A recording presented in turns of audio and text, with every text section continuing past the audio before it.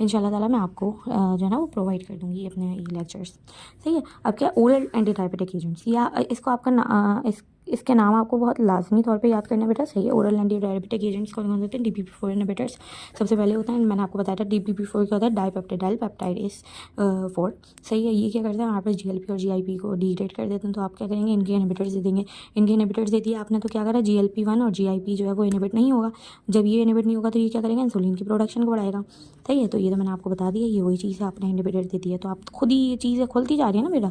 अब आप अगर इस चीज़ को बहुत वो करके देखेंगे ना, बहुत दिल से पढ़ेंगे और बहुत दिमाग से पढ़ेंगे तो ये आपको बहुत ईजी चीज़ें लगेंगी। सही है। तो ये आप देख लीजिएगा, इसकी एलोग्लिप्टिन, लाइनाग्लिप्टिन, साइक्लोग्लिप्टिन और साइटाग्लिप्टिन, ये इसका नाम है ड्रग्स के जो इस क्लास में आती हैं DPP-4 इनहिबिटर्स में। और साइड इफेक्ट्स इसके नेसोफेरिंगाइटिस और हेडेक। सही है। And class of anti oral diabetic पढ़ेंगे, सल्फोनाइल यूरियास पढ़ेंगे। सल्फोनाइल यूरियास बेटा क्या करते हैं, इसका मैंने छोटा सेक्शन लिखा हुआ है सल्फोनाइल यूरियास का, ये इतना बड़ा करके पढ़ने की ज़रूरत नहीं है। तो क्या होता है, सबसे पहले तो ये पेंक्रियाज को हेल्प करेंगे कि वो ग्लूकोज को रिलीज़ करें, इंसुलिन को रिलीज़ करें जब ग्लूकोज प्रेजेंट होगा। सही है। ये क्या करेंगे, ये पेंक्रियाज की हेल्प करेंगे ताकि वो इंसुलिन को रिलीज़ करें। सही है। इंसुलिन के पेंक्रियाटिक आइलेट सेल्स है। सही है। ताकि इंसुलिन रिलीज़ हो और ग्लूकोज जो है प्रेजेंट है तो जाहिर है वो जाके अटैच होगा और फिर सेल्स जो है ना वो अपटेक करेंगे इसका। सही है। फिर क्या, ग्लूकोज जो एंटर करेगा बीटा सेल्स के अंदर वाया ग्लूटो। ग्लूटो क्या है, ग्लूटो क्या है, ग्लूकोज ट्रांसपोर्टर टू एब्रीविएशन है। सही है। GLP ग्लूटो। सही है। ग्लूकोज एंटर करे ना बीटा सेल्स में, ये इनके सेल्स का मतलब वो ट्रांसपोर्टर का नाम है। सही है, ग्लूटो। अच्छा बेटा क्या करेगा, फिर क्या होगा, ग्लूकोज जो है मेटाबोलाइज होगा ATP के अंदर, एनर्जी प्रोड्यूसिंग सेल्स के अंदर, आपको पता है। सही। फिर उसके बाद क्या होगा, जब जो है ना ATP की वैल्यूज़ बढ़ेंगी ना तो हमारे पास ATP सेंसिटिव पोटेशियम चैनल्स जो है ना वो जो है हमारे पास ब्लॉक हो जाएंगे। सही है। जब हमारे पास उनके लेवल जो है ना वो ब्लॉक होंगे तो फिर हमारे पास डीपोलराइजेशन होगी बेटा। डीपोलराइजेशन होगी। डीपोलराइजेशन जब हमारे पास होगी तो कैल्शियम लेवल्स जो है ना वो बढ़ेंगे बॉडी के अंदर। सही है। कैल्शियम चैनल्स जो है ना वो ओपन हो जाएंगे। कैल्शियम चैनल्स आपने पढ़ा था फिजियो में। सही है कि कैल्शियम चैनल्स ओपन हो जाते हैं, कैल्शियम जो है ना बढ़ जाएगी बॉडी के अंदर। और जो वेसिकल्स हैं बीटा आइलेट सेल्स के अंदर जो वेसिकल्स है जिसके अंदर हमारे पास इंसुलिन प्रेजेंट है, तो जब कैल्शियम एक्सेसिव अमाउंट में होगा तो वो वेसिकल्स बढ़ जाएंगी और वेसिकल्स के अंदर से हमारे पास इंसुलिन जो है वो रिलीज हो जाएगा। इंसुलिन रिलीज होगा बेटा हमारे पास तो क्या होगा, हमारे पास अपटेक हो जाएगी। सही है। और अपटेक होने के बाद आपको पता है क्या होता है, अपटेक हो जाएगी और जो है वह ग्लूकोज जो है वो अपटेक हो जाएगी। ग्लूकोज की ब्लड शुगर लेवल कम हो जाएगा जो एलिवेट हुआ था, बढ़ा हुआ था। सही है। अब इसकी ड्रग्स आप देख लें, ग्लैमीप्राइड। सही है। फिर उसके बाद है इसके साइड इफेक्ट्स, हाइपोग्लाइसीमिया, वेरियन, ये आप देख लीजिएगा। और अच्छा ये जो है ना ये प्रोटीन वान होता है और ये जो है ना हमारे पास मेटाबोलाइज हो जाते हैं साइटोक्रोम P450 एंजाइम से। सही है। हमारे पास ये जो ये हैं सल्फोनाइल यूरियास। सही है। साइटोग्राम P450 से दे इंटरेक्ट और फिर ये जो है ना इंटरेक्ट करेंगे और ये जो है ना वो जाएंगे डिग्रेड हो जाते हैं इससे एंजाइम से। सही है। फिर ग्लाइनाइड्स क्या करेंगे, ये भी ATP sensitive potassium channels blocker होता है, ये बाइंड करेंगे दूसरी साइड में, सल्फोनाइल यूरियाज नहीं, दूसरी साइड से बाइंड करेंगे और इस तरीके से ये इंसुलिन की सिक्रीशन जो है ना जो इस वाले का एक्शन था ना वही इस वाले का एक्शन है बेटा। सही। लेकिन ये सेंसिटिव पोटेशियम चैनल्स के दूसरी साइड बाइंड करेंगे। सही। ग्लाइनाइड्स, नेट ग्लाइनाइड्स और हाइपरग्लाइनाइड ये इनके हैं और इनके कॉमन साइड इफेक्ट्स हैं हाइपरग्लाइसीमिया, वेरियन। हाइपरग्लाइसीमिया तो तकरीबन सब में है।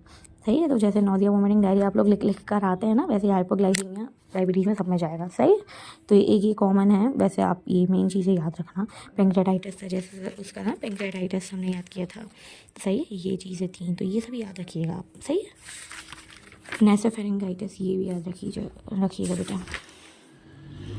बाइगोनाइट्स क्या होता है मेन, अब बाइगोनाइट्स का ना सबसे मेन चीज़ मैंने इतना सा लिखा, देखेंगे क्या करता है, हेपेटिक प्रोडक्शन, ग्लूकोज की हेपेटिक में लिवर में भी प्रोडक्शन हो रही होती है ना, तो उसको ये प्रोडक्शन को कम करेगा, इंसुलिन की सेंसिटिविटी बढ़ाएगा, यानी इंसुलिन थोड़ा सा रिलीज होगा लेकिन काम ज़्यादा होगा, इंसुलिन जो है वो अपटेक ज़्यादा कराएगा। सही है। इंटेस्टाइनल एब्जॉर्प्शन, इंटेस्टीन में एब्जॉर्प्शन कराएगा ग्लूकोज की ज़्यादा, पेरिफेरल में जो है ना ग्लूकोज की अपटेक को बढ़ाएगा। तो जब ग्लूकोज ज़्यादा अपटेक होगा तो क्या होगा, ब्लड में से कम होगा, तो ब्लड में कम होगा तो ग्लूकोज जो है कम होगा। इसकी मेन एग्जांपल क्या है, ब्लड में कम हो जाएगा ना ग्लूकोज के लेवल्स ब्लड में कम गिर जाएंगे जब हमारे पास पेरिफेरल और इंटेस्टाइनल एब्जॉर्प्शन ज़्यादा होगी तो। अच्छा जी, इसके जगह मार्केट में क्या है, ये मेटफॉर्मिन के नाम से पाई जाती है। इसकी साइड इफेक्ट्स पढ़ लें जो सब में आता है, nausea, vomiting, diarrhoea, loss of appetite. सही है। वेट लॉस हो जाएगा जब लूज ऑफ एपेटाइट होगी। अच्छा, इसका एक मेन जो है ना वो हमारे पास ये है साइड इफेक्ट, ये है कि जो है ना लैक्टेट का जो है ना डिक्रीज़ करवाता है अपटेक को, हेपेटिक में, हेपेसिस में, मतलब जैसे लिवर में। सही है। लैक्टेट की तो लैक्टिक एसिडोसिस हो सकता है इसके अंदर। ओके। कंजस्टिव हार्ट फेलियर हो जाएगा। और पेशेंट्स को जिनको कंजस्टिव हार्ट फेलियर और रीनल इम्पेयरमेंट है। सही है। थायरोलिडीन लेवल्स, तो ये 4th क्लास है। ये जो है हमारे पास PPR गैमा से जो है ना वो अटैच होगा। सही है, एक्टिवेट करेगा। सही है, एक्टिवेट करेगा किसको? PPR गैमा को। PPR गैमा की फुल फॉर्म क्या है? Peroxisome proliferator activator receptor gamma, PPR gamma for short. सही है, फिर उसको एक्टिवेट कर देगा। जब उसको एक्टिवेट कर देगा ना, जब ये इसको एक्टिवेट कर देगा PPR गैमा के, तो 3 काम होंगे। ये किसका करेगा? ये उनको ट्रिगर करेगा, जाके उनसे बाइंड करेगा वो जो स्पेसिफिक जीन होंगे जो इनकोड करा रहे होंगे ग्लूकोज और लिपिड के मेटाबॉलिज्म्स को। सही है गाइस, तो इंसुलिन ट्रांजैक्शन रुक जाएगी। अच्छा, अब ये 3 काम करेगा। इंसुलिन की सेंसिटिविटी बढ़ाएगा, एडिपोज टिश्यूज और स्केलेटल मसल्स में इनिबिशन कराएगा, हेपेटिक ग्लूकोज प्रोडक्शन की, फैटी एसिड की अपटेक को जो है ना वो बढ़ाएगा। जब फैटी एसिड की अपटेक बढ़ जाएगी तो ब्लड में फैटी एसिड जो है ना कंसनट्रेशन कम हो जाएगी, जिसकी वजह से हमारे पास क्या होगा बच्चों? हमारे पास हमारे पास ग्लूकोज की जो है ना अपटेक बढ़ जाएगी। सही है, तो ये 3 काम, इसका आप स्क्रीनशॉट ले लें, ये लीजिएगा। सही है, इसका स्क्रीनशॉट लाजमी ले लीजिएगा। अच्छा जी, पायोग्लाइटाजोन और रोडिग्लाइटाजोन इसका नाम है। साइड इफ़ेक्ट्स इसके ये हैं कि ये जो है HDL लेवल्स को जो है ना वो बढ़ाएगा। HDL लेवल्स को बढ़ाएगा बच्चों, सही है, क्योंकि ये जो है ना PPR गैमा को नहीं, PPR अल्फा को भी जो है ना वो टारगेट करेगा। और इसमें क्या आएगी? ये HDL की जो है ना सिक्रीशन और HDL लेवल्स को जो है ना वो बॉडी के अंदर बढ़ाएगा। सही है, HDL लेवल्स को, LDL को भी बढ़ाएगा, लेकिन उसका एक्शन जो है ना लिमिटेड होगा, यानी HDL को ज़्यादा बढ़ाएगा, LDL को कम बढ़ाएगा।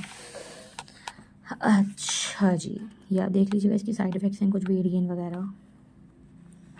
कुछ भी अगर इसमें से समझ नहीं आ रहा तो आप कमेंट डाउन कर सकते हैं, और इंशाल्लाह ताला मैं आपको इसकी पूरी अच्छे से एक्सप्लेनेशन दूंगी। सोडियम ग्लूकोज को ट्रांसपोर्टर इनहिबिटर्स होते हैं। ये क्या करेंगे? हमारे पास ये जो है प्रॉक्सिमल कॉन्वोल्यूटेड ट्यूब्यूल्स के अंदर इनहिबिट करेंगे ग्लूकोज ट्रांसपोर्टर को, जो कि मतलब रीअब्जॉर्प्शन कराते हैं ग्लूकोज की।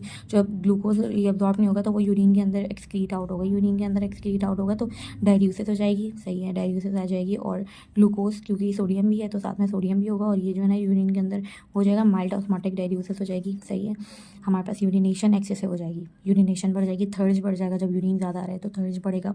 थर्ज मतलब प्यास लगना। तो ये कैराग्लाइफ्लोजन और डेपाग्लाइफ्लोजन इसका नाम है। सही है, यूरिनरी ट्रैक और जेनेटिकल इन्फेक्शंस के रिस्क बढ़ सकता है, क्योंकि यूरिनरी ट्रैक सही क्यों होगा?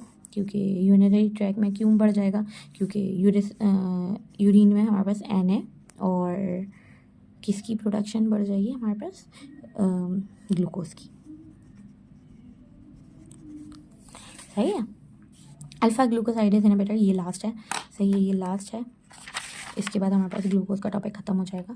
तो अल्फा ग्लूकोसाइडेज इनहिबिटर क्या होते हैं? एंजाइम होते हैं जो कि लोकेटेड होते हैं इंटेस्टाइनल ब्रश बॉर्डर पे। सही है, जो कि रिस्पॉन्सिबल होता है, जो कि कार्बोहाइड्रेट को तोड़ता है। ये इंटेस्टाइनल ब्रश बॉर्डर्स करते ये हैं बेटा, ये कि कार्बोहाइड्रेट्स को सिंपल शुगर्स में तोड़ता है, यानी कि कार्बोहाइड्रेट को ग्लूकोज में तोड़ेंगे। तो अल्फा ग्लूकोसाइडेज इनहिबिटर को जब ब्लॉक कर देंगे तो हमारे पास कार्बोहाइड्रेट ग्लूकोज में नहीं टूटेगा। जब ग्लूकोज में नहीं टूटेगा तो ग्लूकोज की हमारे पास लेवल जो है वो ब्लड स्ट्रीम में नहीं बढ़ेंगे। तो जब ब्लड स्ट्रीम में नहीं बढ़ेंगे तो हमारे पास क्या होंगे? ग्लूकोज के लेवल्स कम हो जाएंगे। सही है, तो लेवल्स क्या होंगे? एक्राबोज और मैग्लीडोल इसका मतलब एग्जांपल्स हैं, ड्रग के नाम है। Adverse effect abdominal cramps, bloating हो जाएगी, फ्लैटुलेंस हो जाएगा, डायरिया हो जाएगी। इसका सबका मतलब आपको पता होगा।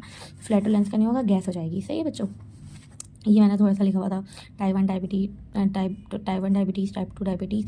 सही है, इंसुलिन डिपेंडेंट होती है, इंसुलिन इंडिपेंडेंट होती है। गेस्टेशनल डायबिटीज़ प्रेग्नेंट वुमेंस को जाती है। सही, प्रेग्नेंट वुमेन हो जाती है, लॉन्ग टर्म में हो जाती है, किसी अफेक्ट कर सकते हैं, इसको देखना चाहिए। सही है, और फिर उसके बाद है मैच्योरिटी ऑनसेट हो जाती है, मूडी। सही है, अच्छा बच्चों, मैं ज़रा ये आपको दिखा देती हूँ, आप इसके स्क्रीनशॉट्स ले लें।